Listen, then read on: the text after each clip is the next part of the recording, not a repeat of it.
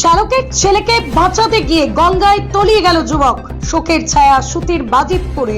আপনাদের জানিয়ে রাখবো আরো একবার, শালকের ছেলেকে বাঁচাতে গিয়ে গঙ্গায় তলিয়ে গেল যুবক। শোকের ছায়া সুতির বাজিতপুরে। শুক্রবার দুপুরে বাজিতপুর গঙ্গাঘাটে স্নান করতে গিয়ে ঘটে যায় এক মর্মান্তিক ঘটনা। তলিয়ে গেলেন জামাইবাবু এবং শ্যালকের ছেলে। তলিয়ে যাওয়া যুবকের নাম ইসরাইল শেখ, বয়স 22। তার বাড়ি শামশেরগঞ্জ থানার মালুনচা এলাকায়। তিনি দুদিন আগে শ্বশুর বাড়ি বাজিতপুরে এসেছিলেন। স্থানীয় সূত্রে জানা গিয়েছে, শুক্রবার দুপুরে পিসেমশাই ইসরাইল শেখের সঙ্গে গঙ্গায় স্নান করতে যায় মেরাজ শেখ, বয়স 7। তার বাড়ি বাজিতপুরেই।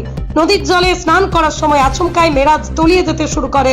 তাকে বাঁচাতে ঝাঁপ দেন ইসরাইল শেখ, কিন্তু স্রোতের টানে তিনিও তলিয়ে যান। ঘটনাস্থলে থাকা স্থানীয়রা চিৎকার শুনে ছুটে এসে উদ্ধার কাজ শুরু করেন, কিন্তু এখনো মেলেনি দুজনের সন্ধান। খবর পেয়ে ঘটনাস্থলে পৌঁছয় সুতি থানার পুলিশ। খবর দেওয়া হয়েছে ডুবুরি টিমকে। মর্মান্তিক ঘটনায় শোকের ছায়া নেমে এসেছে এলাকা জুড়ে। পরিজন ও স্থানীয়রা কান্নায় ভেঙে পড়েছেন।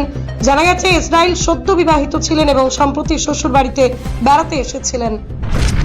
এখানে বাচ্চা গোসল করতে গিয়ে তলিয়ে যায়, সে জামাই দাঁত ধরতে গিয়ে ও তলিয়ে যায়। আচ্ছা, এবার দুজনে তলিয়ে যায়, খোঁজাখুঁজি করলাম, পেলাম না। কটার সময় ঘটনাটা ঘটেছিল? ঘটনা 11টা, 11:30টায় হয়েছে। কোথায় এটা? এটা কোন এলাকা? এটা বাজিতপুর গঙ্গাঘাট। হ্যাঁ, আচ্ছা, বাজিতপুর। যে ডুবেছে প্রথমে তার নাম কি? আর ইসরাইল শেখ, তার বয়স কতটা? বয়স 22 বছর। তার বাড়ি কোথায়? ফুলন্দম মালঞ্চা। আচ্ছা, আর বাচ্চা শিশুটা কে হয় আপনার?